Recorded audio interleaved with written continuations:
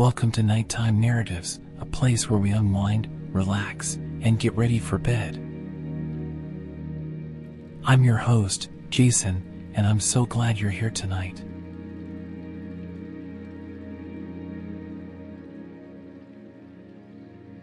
Today we have a story about a weary traveler who embarks on a lifelong journey in search of wisdom, inspired by the ancient tale of three wise men who once followed a guiding star. Along the way, he discovers that true wisdom is not found in relics or distant lands, but in stories passed down from heart to heart. As he grows older, he becomes a storyteller, sharing his story with all who will listen, ensuring that the wisdom of the past continues to shine like the stars above. As his journey draws to a close, he meets a young woman who listens intently to his words. Sensing that the time has come, he entrusts his story to her, knowing that she will continue it. As she begins to tell it in her own voice, he finds peace, knowing that the journey will never end, it will simply continue with new travelers and new voices. Under the endless sky, the story lives and is always waiting for someone new to start it anew. But before we begin, let's relax our brains and prepare for the story with relaxing music.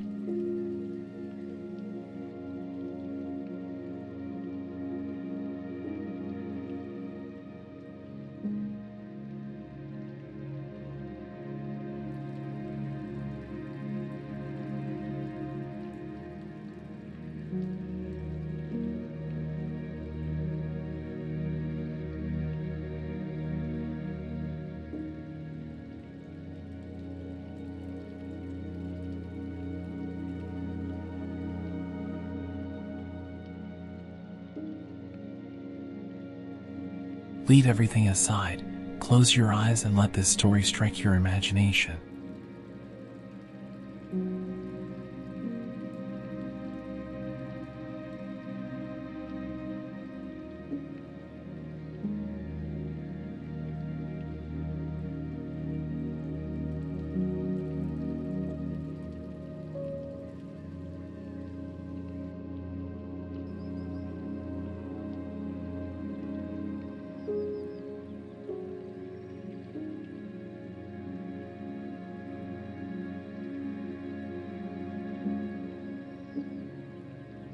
Now that you have relaxed, we can begin.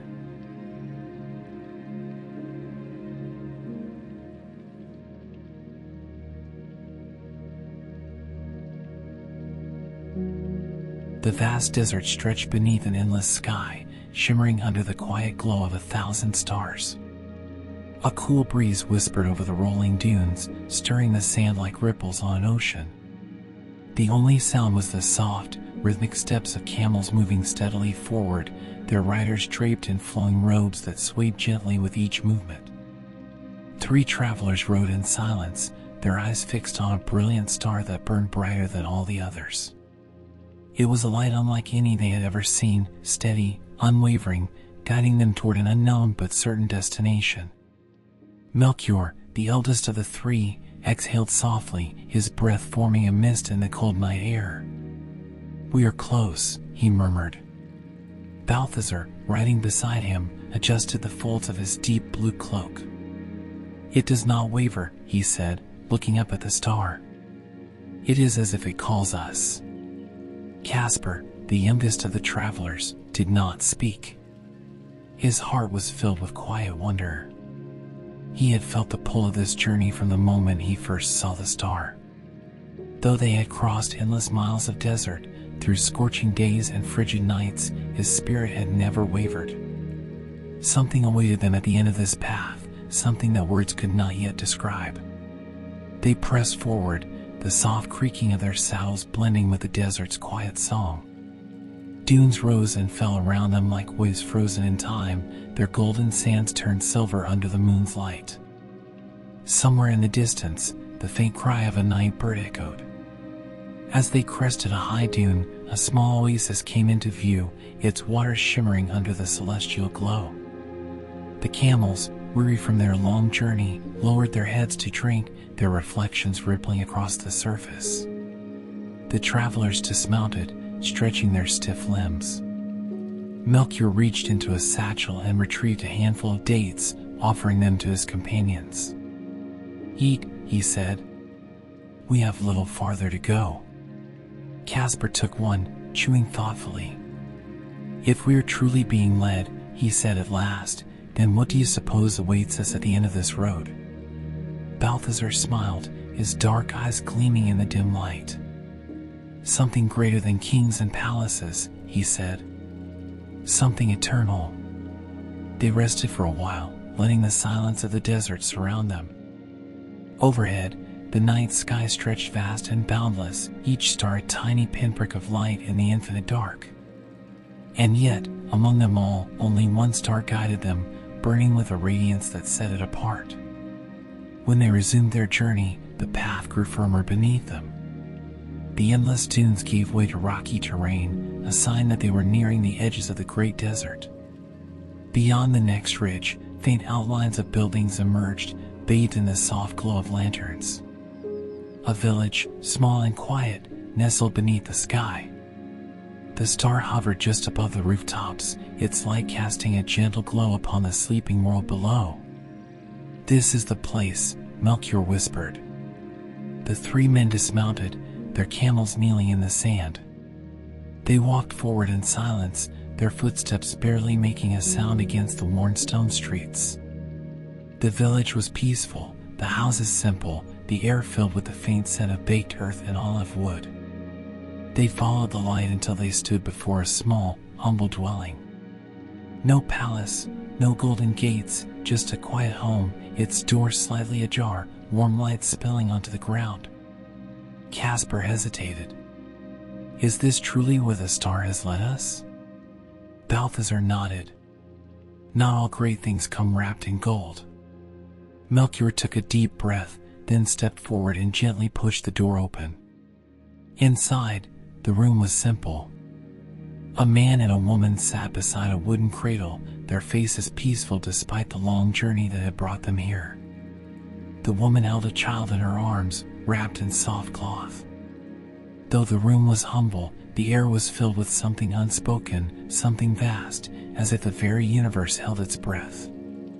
The wise men knelt, their gifts placed before the child: gold for a king, frankincense for the divine, and myrrh for the life ahead. Outside, the desert wind carried the silent whispers of time as the star above continued to shine, guiding all who dared to follow.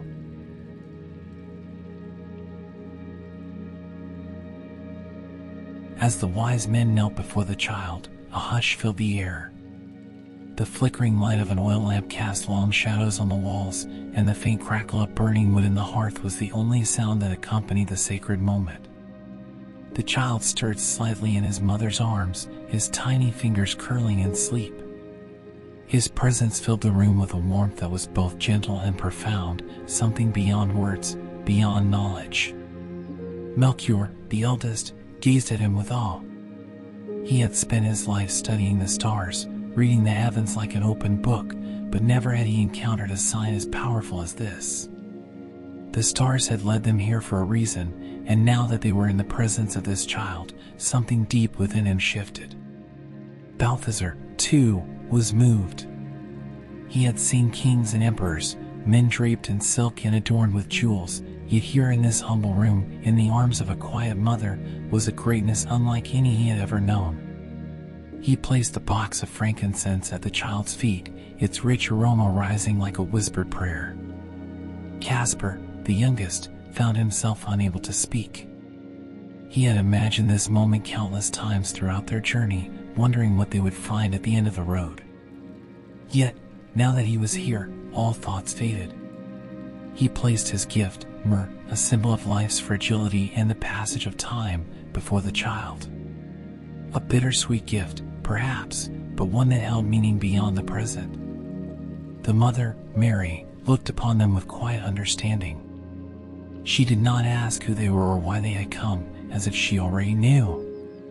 Beside her, Joseph rested his hand on the wooden frame of the cradle, his eyes reflecting both awe and a quiet strength. Melchior bowed his head. "We have come far," he said softly. "We have followed the signs written in the heavens.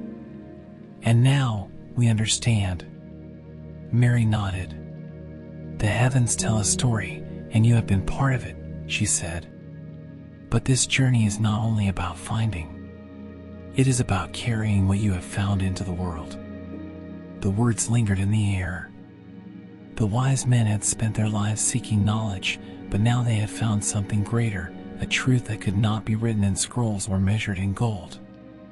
They remained in the small home for a while longer, watching the peaceful rise and fall of the child's breath. Eventually, the time came to leave. Stepping outside, the crisp night air greeted them.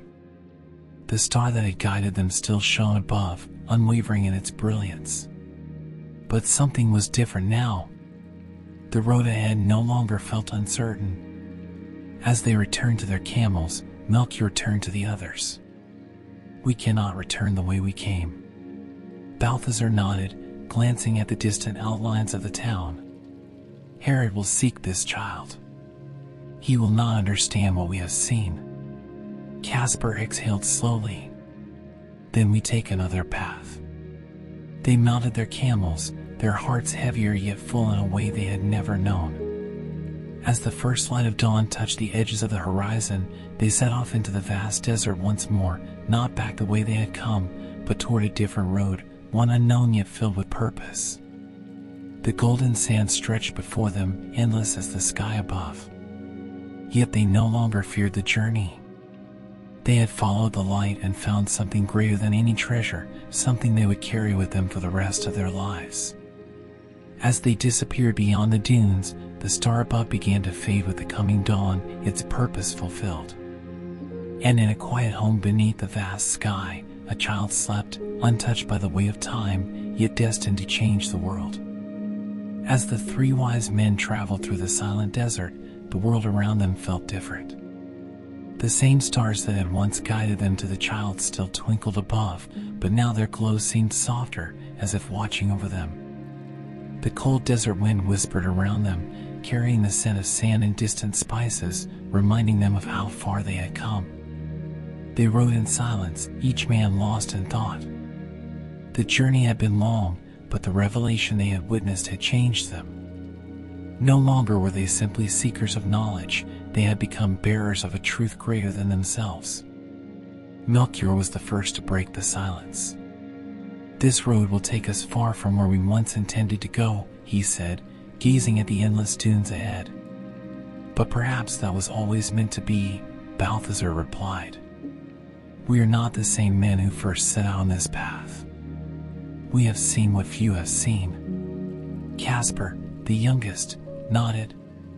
"Then we must return not only with what we have learned but with the wisdom to share it."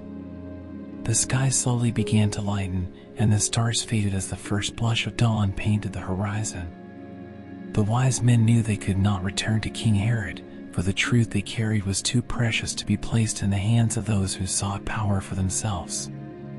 Instead, they would take a different road, one unknown, one uncertain, but one filled with purpose. As they traveled, the desert stretched before them like a vast, golden ocean, shifting with every gust of wind. They relied on their knowledge of the stars, their instincts, and the quiet guidance that seemed to linger in their hearts. Each step forward felt like a step towards something greater, even if they did not yet know what lay ahead. Days passed, and the journey grew difficult. The sun burned hot during the day, and the nights were bitterly cold. Yet, through it all, they carried the memory of the child in the manger, a reminder that even the smallest light could shine brightly in the darkest places. One evening, as they set up camp near an oasis, Melchior spoke. "What will we do when we return home?" he asked, staring into the fire. Balthazar sighed. "We will tell those who will listen, though not all will understand." Caspar added, "And for those who do not listen, we will show them, not with words, but with how we live." The fire crackled softly, casting flickering shadows across their weary faces. They had set out as kings and scholars, guided by a star. Now, they were something else entirely, messengers of hope, bearers of a story that would echo through time. As sleep took them that night, they each dreamed of the same thing, a light shining in the darkness, undying, unwavering, calling out to all who sought it. And so, with the rising sun, they continued their journey, not as men returning from an adventure, but as travelers forever changed by the road they had walked. The desert stretched on, the world ever vast, but in their hearts they carried a light that would never fade.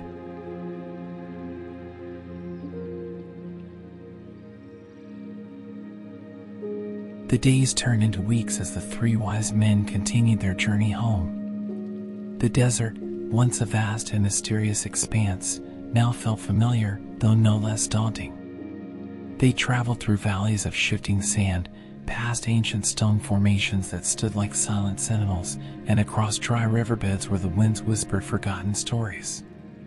Despite the weariness in their bones, they pressed on, guided not by the star this time, but by the quiet certainty that their purpose was not yet complete. One evening, as they rested beneath a sky dusted with silver light, a caravan appeared in the distance. The figures moved slowly, their camels swaying under heavy loads of spices, silk, and precious metals. The travelers approached cautiously, and soon, the two groups met at the edge of a small oasis. A merchant stepped forward, his robes dyed in deep crimson, embroidered with golden thread. His eyes, sharp and knowing, studied the three men before him. "You have traveled far," he said, his voice rich like the scent of cinnamon carried in the air. "And yet, I sense you are not ordinary men." Balthazar nodded. "We follow a different path now." The merchant gestured toward the fire his companions had built. "Then share your story," he said. "For all men seek something, but few find what they did not know they were looking for." The wise men sat, and as the night deepened, they told their tale. They spoke of the star that had called them from their kingdoms, of the long journey through unknown lands, and of the child they had found in a humble dwelling, bathed in a light greater than any earthly crown. The merchant listened intently, his expression unreadable. When the story was finished, he sat in silence for a long time, staring into the flames. Finally, he spoke. "I have spent my life in search of treasures," he said, "but none have ever stirred my soul as your words have tonight." He reached into a small wooden chest beside him and retrieved a single jewel, a deep blue sapphire that caught the firelight, casting ripples of light across his hands. "This stone is precious," he said, holding it up for the wise men to see. "It is rare, valuable, sought after by kings. And yet, what you describe, this truth you carry, is more precious still. Tell me, what will you do with it?" Caspar met the merchant's gaze. "We will share it," he said. "Not as one would share gold or gems, but as one shares the warmth of a fire or the shade of a great tree. It is a gift that does not diminish when given." The merchant smiled, closing his fingers around the sapphire. "Then I, too, will listen for the stars," he said. As the fire burned low, the wise men knew that their journey had only begun. Though their feet carried them homeward, their hearts carried something far greater, a story that would be told again and again, passed from traveler to traveler, until it reached the ends of the earth. And so, beneath the endless sky, the three wise men continued forward, not only as seekers of wisdom but as bearers of light, their path stretching far beyond the desert sands. The caravan departed at dawn, vanishing into the golden horizon as the wise men continued their own journey. The encounter with the merchant had left them in deep thought. Though they had carried gifts to the child, they now realized that they had also received a gift in return, one that could not be weighed or measured, yet held immeasurable worth. Days passed, and the landscape began to change. The endless dunes softened into rolling hills, where olive trees twisted under the weight of the wind, their silver-green leaves shimmering in the afternoon sun. Small villages dotted the valleys, where farmers worked the land and children ran barefoot through the dust, their laughter ringing like bells in the still air. One evening, as they made camp beside a quiet stream, a lone traveler approached. He was an old man, his face lined with years of wandering, his cloak patched and frayed. He carried only a wooden staff, worn smooth by time and use. Melchior was the first to greet him. "Come, sit with us," he offered, gesturing toward the fire. The old man nodded in gratitude, settling onto the warm earth. "I have walked far," he said, his voice like the rustling of dry leaves. "And though my path is long, I have found that wisdom often comes not from the journey itself, but from those we meet along the way." Balthazar smiled. "Then perhaps we are meant to share a story." And so, once again, they spoke of the child beneath the star, of the journey that had led them to him, and of the quiet, undeniable truth that had taken root in their hearts. The old man listened intently, his fingers tracing the patterns in the dust. When the tale was finished, he exhaled slowly, as if releasing the weight of many years.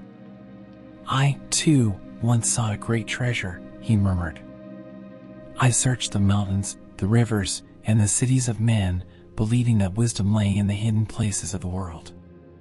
But now I see, sometimes, what we seek is not hidden at all. It is placed before us, in the open, waiting for us to recognize it." He turned his gaze to the flickering fire. "Tell me, wise ones, now that you have found what you sought, what will you do with it?" Caspar considered the question, feeling the weight of it settle within him. "We will live by it," he said at last. "And in doing so, we hope that others will see." The old man smiled, his eyes gleaming like embers. "Then your journey is not over. It is only beginning." The fire crackled softly, its glow casting long shadows into the night. And as the wise men closed their eyes to rest, they knew that though the road home was growing shorter, the path ahead would stretch far beyond the horizon. For wisdom is not meant to be kept, it is meant to be shared, carried forward like a flame in the darkness, a light for those who wander, seeking something greater than themselves.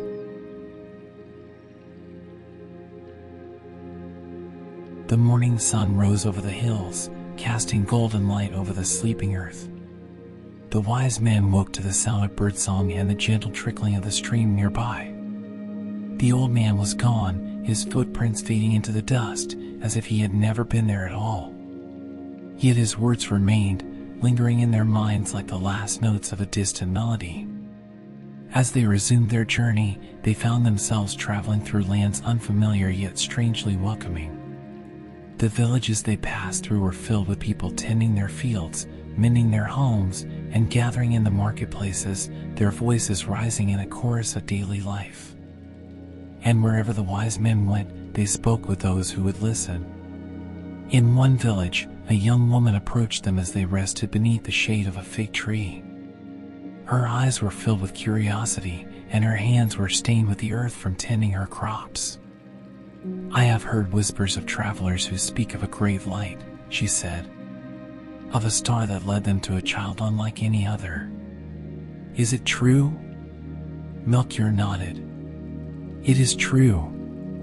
"Then tell me," she said, leaning forward eagerly. "What did you see? And what does it mean?" The wise men did not speak at first. They had told their story many times, yet each time they felt the weight of it anew. It was more than a tale of a journey, it was a truth that had reshaped them, one that could not be contained in mere words. Balthazar finally spoke. "We saw a child, but more than that, we saw the beginning of something greater than ourselves. Something that will not fade with time." Caspar added, "We do not yet know all that it means. But we know this, there is a light that will never be extinguished. And though it began in a humble place, it will spread across the world." The woman listened, her gaze thoughtful. "Then I will remember your words," she said, "and I will watch for the light." She left them then, disappearing into the marketplace, yet the wise men knew that their story had taken root in her heart. And they knew, too, that in time it would grow. As they continued their journey, they met others who were searching, some for truth, some for hope, some for something they could not name. And to each, the wise men gave what they could. Not gold, nor frankincense, nor myrrh, but something far more lasting, the quiet assurance that they had seen something worth believing in. The road home stretched long before them, yet they no longer counted the miles. For they had come to understand that their journey did not end at the walls of their kingdoms. It would continue in the hearts of those who listened, in the lives of those who carried the light forward, in the quiet moments when one soul recognized the truth in another. And so, beneath the vast sky, beneath the endless turning of the stars, the three wise men walked on, no longer just seekers of wisdom, but bearers of a story that would never be forgotten. The days turned to weeks, and soon, the lands of their own kingdoms came into view. Each of the wise men knew that once they crossed the thresholds of their palaces, life would resume as it had before. Yet, deep within them, they understood that they were no longer the same men who had set out on their journey beneath the guiding star. As they neared their homelands, they rode in silence, each lost in thought. Would their people understand what they had seen? Would their words be enough to convey the depth of what they now carried in their hearts? Melchior was the first to reach his city, where towering walls stood as a testament to his rule. His people welcomed him with reverence, eager to hear tales of the lands he had traveled. They expected stories of great riches, of kings and their courts, of treasures beyond imagining. But Melchior spoke instead of a child, of a light so profound that no wealth in the world could compare. Some listened with awe, their hearts stirred by the quiet certainty in his voice. Others dismissed his words as the ramblings of a weary traveler. Yet Melchior did not seek to persuade. He simply told the truth and let it take root where it would. Balthazar's return was marked by a great feast, as his people rejoiced in the homecoming of their king.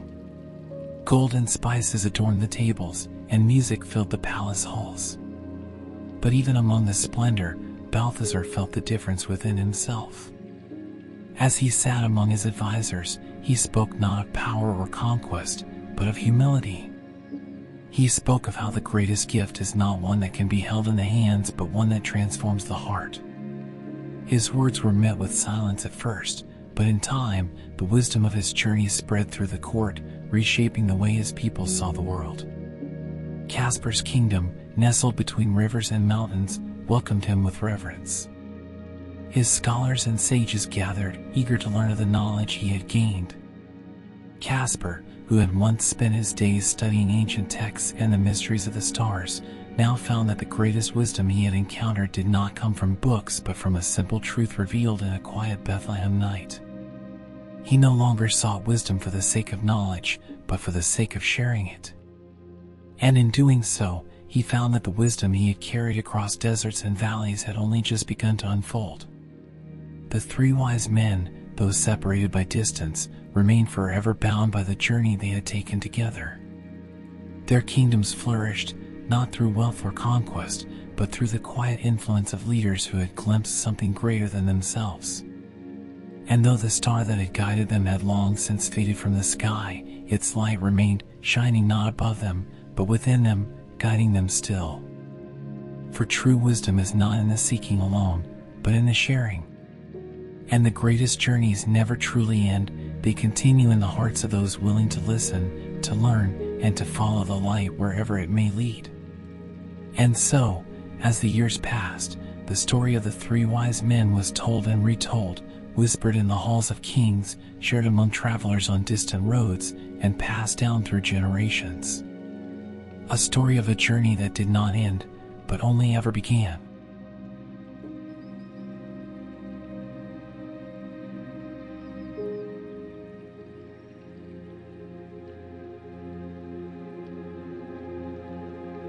As the years turned to decades, the three wise men became legends in their own lands. Their people spoke of their great journey, of the distant star that had led them across the deserts, and of the child they had found in the quiet town of Bethlehem. Yet, as time passed, the story grew beyond what even they could have imagined. Pilgrims from faraway lands came to their kingdoms, seeking the wisdom of the kings who had followed the light. Scholars traveled great distances to hear their words, scribes recorded their journey on scrolls and tablets, and storytellers wove their tale into songs and poetry that echoed through the markets and courts alike. Despite the grandeur of their kingdoms, Melchior, Balthazar, and Caspar each lived their final years not as rulers seeking wealth or conquest, but as men who had glimpsed a truth far greater than themselves. Melchior, though a king, spent his days walking among his people, speaking not of riches but of kindness, of the power of a single act of generosity. He would sit among the merchants in the bazaar, listening to their worries and sharing quiet words of comfort. His kingdom flourished, not through gold or power, but through the compassion he had nurtured in the hearts of his people. Balthazar, once a seeker of mysteries, no longer searched the stars for answers. Instead, he taught his people that the greatest mysteries were found in the simplest of truths. He established schools where children could learn not only of numbers and letters but of wisdom, humility, and love. His legacy was not written in stone, but in the hearts of those he had taught to see the light in one another. Caspar, ever the philosopher, withdrew from the palace halls and built a small sanctuary on the edge of his kingdom. There, he welcomed travelers from every land, seekers, wanderers, and those searching for something more. He listened to their stories and, in return, shared his own. His home became a place of reflection, a quiet refuge for those who longed to understand the deeper currents of life. And then, as all men must, the three wise men reached the end of their journeys. One by one, they passed from this world, their bodies laid to rest in tombs befitting kings. But the people did not mourn them as lost, for their story did not end with their passing. The light they had followed, the wisdom they had carried, the truth they had shared, it lived on. In the villages and cities of their lands, people still spoke of the journey of the wise men. Children listened in wonder as their elders told of the night the star burned bright, of the gifts carried across the sands, and of the moment the three kings knelt before a child in a humble manger. And though the star had faded from the sky, its light had not disappeared. It had found a new home, burning in the hearts of those who carried the story forward. A light that could never be extinguished. A journey that would never truly end. And so, beneath the vast sky, beneath the endless turning of the stars, the story of the wise men lived on, forever carried by those who, even in the darkest night, still search for the light. Though the three wise men had long since passed from this world, their story echoed through time like the soft ringing of a distant bell, never truly fading. Generations came and went, yet their names were spoken with reverence. Travelers still whispered their tale beside the warmth of flickering fires, and scholars pondered their journey, tracing the paths they had walked across maps of ancient lands. But the true legacy of the wise men was not in words alone. It was in the quiet kindness of a merchant who gave freely to a beggar, remembering Melchior's lessons of generosity. It was in the laughter of children learning in Balthazar's schools, where wisdom was not hoarded but shared, just as he had once taught. It was in the sanctuary of Caspar's mountain refuge, where weary travelers still found peace, though its walls had long since crumbled into ruins. And though the kingdoms they had ruled eventually fell to time, as all things do, the light they had carried never dimmed. It passed from heart to heart, from one generation to the next, unseen yet ever present, like a star forever shining just beyond the horizon. And so, even now, in the quiet places of the world, their story continues. For there will always be those who seek wisdom. There will always be those who journey in search of light. And somewhere, beneath the vast sky, beneath the endless turning of the stars, the path of the wise men is still being walked. By dreamers. By seekers. By those who, even in the deepest night, still believe that somewhere ahead, a guiding star is waiting to lead them home.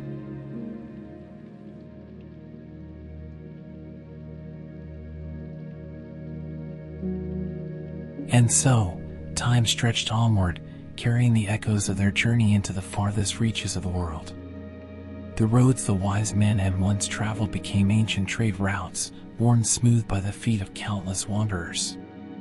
The villages where they had once rested grew into towns and cities, their names fading from memory, yet their essence remaining in the kindness of their people. But among the countless stories told by travelers and scholars, a legend arose, one that claimed the wise men had left behind something more than just their wisdom. Some spoke of an ancient manuscript written by the hands of the kings themselves, hidden deep within the sands of the desert. Others believed that a relic remained, a piece of the guiding star that had once led them, still glowing faintly in some forgotten corner of the earth. And so, centuries after their journey, a new seeker arose. A young man whose heart burned with the same longing for truth that had once stirred in the souls of the three wise men. He had grown up on the stories, listening with wonder as his grandmother whispered them beside the fire, her voice weaving the tale of a journey that had changed the world. But for him, the story was more than just words. It was a call. And so, with nothing but a small satchel of supplies and the knowledge passed down through the ages, he set out into the unknown, tracing the path of the wise men, following their footsteps across the lands they had once walked. The journey was not easy. He crossed scorching deserts where the wind howled like a voice from another time, carrying whispers of those who had walked before him. He climbed towering mountains where the air was thin and the stars seemed close enough to touch. He wandered through forgotten ruins where time had claimed the stones, but not the stories they held. And though he found no golden manuscript, no shining relic, he discovered something far greater. He found the truth that the wise men had carried, not in objects or artifacts, but in the journey itself. For as he walked the same roads, as he gazed at the same stars, he understood what they had once known. The light they had followed was never meant to be contained. It was meant to be carried forward, passed from heart to heart, shining wherever there were those willing to seek it. And so, with a quiet smile and a heart full of understanding, the young man turned his steps homeward. He had not found what he was looking for, but he had found something far greater. For the journey of the wise men had never truly ended. It had only ever been waiting for another to take the first step. As the young man made his way home, he no longer felt the weight of searching for something unseen. The wisdom of the wise men had not been hidden in relics or lost scriptures, it had been written in the very path he had traveled. He walked through desert winds, now feeling them less as obstacles and more as whispers of those who had walked before. He passed through villages where people greeted him with warmth, their kindness a reminder that light existed in the hearts of all who carried it forward. But as he neared his homeland, he began to wonder, what now? The wise men had returned to their kingdoms and shared their wisdom in ways that shaped the future. He was not a king, nor a scholar, nor a great traveler of the world. What could he offer? One evening, as he rested beneath a quiet sky, he met an old man sitting by a small fire. The man invited him to share the warmth, and they spoke of the road, of the places they had seen, of the stars above them. At last, the old man asked, "What is it you seek, traveler?" The young man hesitated. "I was seeking the wisdom of the three kings," he admitted. "I thought I would find something tangible, something I could bring back. But now I see that their wisdom was never something to be kept, it was something to be lived." The old man nodded, a knowing smile in his eyes. "And what will you do with this wisdom?" The young man was silent for a long moment. Then, he smiled. "I will share it," he said. And with those words, he understood. The true journey had never been about reaching a destination, but about carrying the light forward, ensuring it never faded. And so, as he returned home, he did not seek to be a ruler or a sage, nor did he proclaim himself a great traveler. Instead, he became a storyteller. He sat by firesides and spoke of the wise men and their journey, of the star that had led them, of the truth they had found and the way it had shaped the world. And those who listened carried the story forward, weaving it into their own lives, passing it from generation to generation. And so, the story of the wise men never faded. Not because it was written in stone or preserved in gold, but because it was written in hearts, carried by those who understood that wisdom, once found, is never meant to be kept. It is meant to shine. And somewhere, beneath the same vast sky, beneath the endless turning of the stars, another traveler, another seeker, was already preparing to take the first step on their own journey. The story would go on. It always would.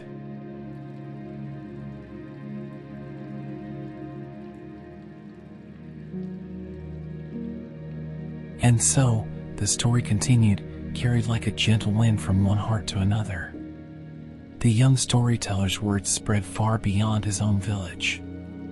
Traders passing through would pause to listen, then take the tale with them across distant lands.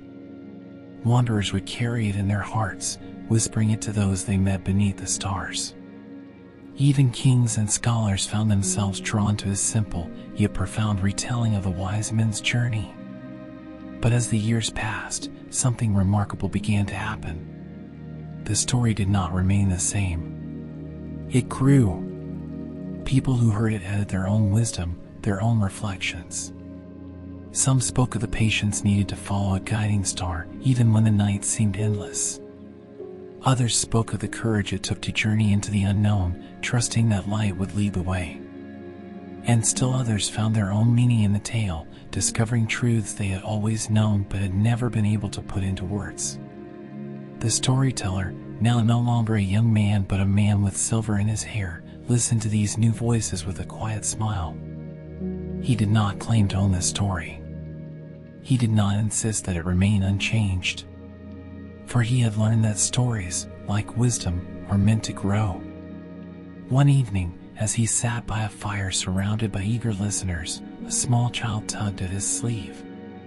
"Will the star ever come back?" the child asked, eyes wide with wonder. The storyteller looked up at the sky, at the endless expanse of stars twinkling above them. "The star never left," he said softly.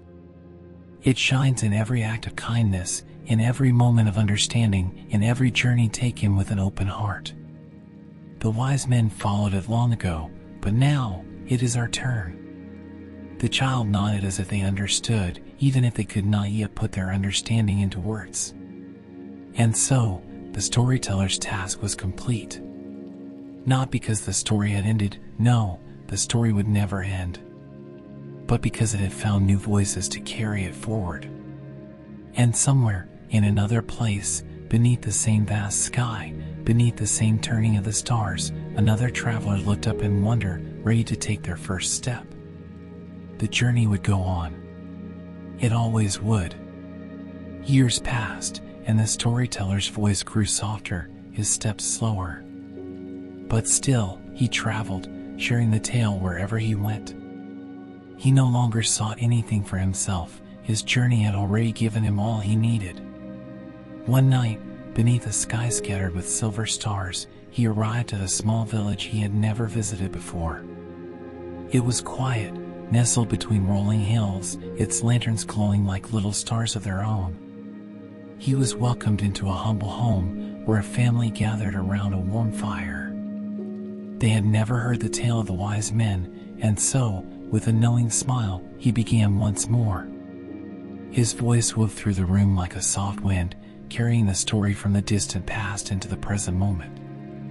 The children listened with wide eyes, the elders nodded with quiet understanding, and somewhere in the back of the room, a young woman sat in deep thought, her heart stirring with something unspoken. When he finished, silence hung in the air for a moment before the young woman spoke. "You've traveled far," she said, "and you've given this story to so many. But who will tell it when you can no longer do so?" The storyteller smiled. He had been waiting for this moment. "You will," he said. Her eyes widened. "Me?" "You, and many others," he said gently. "The story does not belong to me. It never did. It belongs to all who hear it, all who carry its wisdom forward. And if it speaks to your heart, then it has already chosen you to continue the journey." She hesitated, then nodded, as if something deep inside her had been waiting for permission. That night, as the storyteller rested beneath the stars, he felt something shift. His journey, long and winding, was nearing its end. But he was not sad. because he knew the path would never be empty. The next evening, when the village gathered once more, it was the young woman who spoke. Her voice trembled at first, but as she told the story, she found her rhythm. She spoke of the three wise men, of the guiding star, of the truths they had carried home. And as she did, the story became hers. The storyteller watched, warmth in his heart. His work was done. And so, beneath the vast sky, beneath the endless turning of the stars, he closed his eyes, listening as the tale continued without him. The journey would go on. It always would.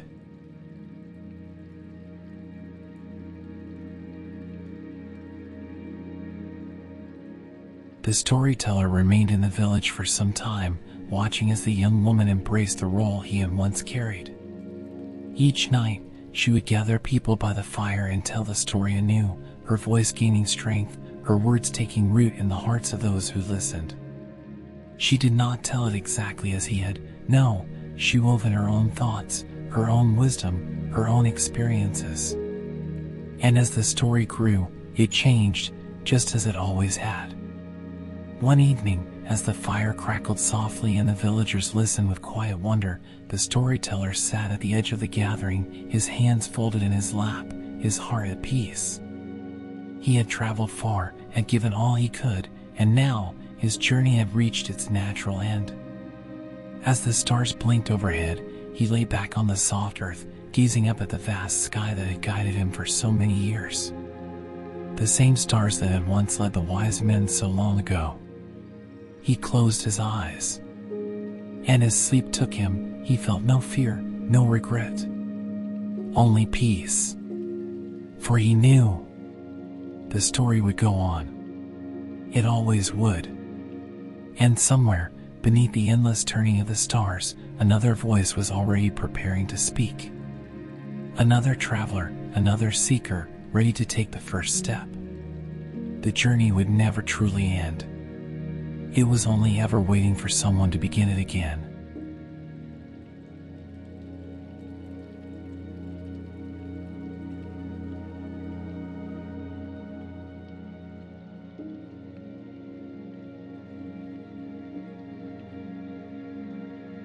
That was the end of this story about the tired traveler, and with the tired traveler I hope you are too, so we will continue to close our eyes and continue our dream to the sound of relaxing music.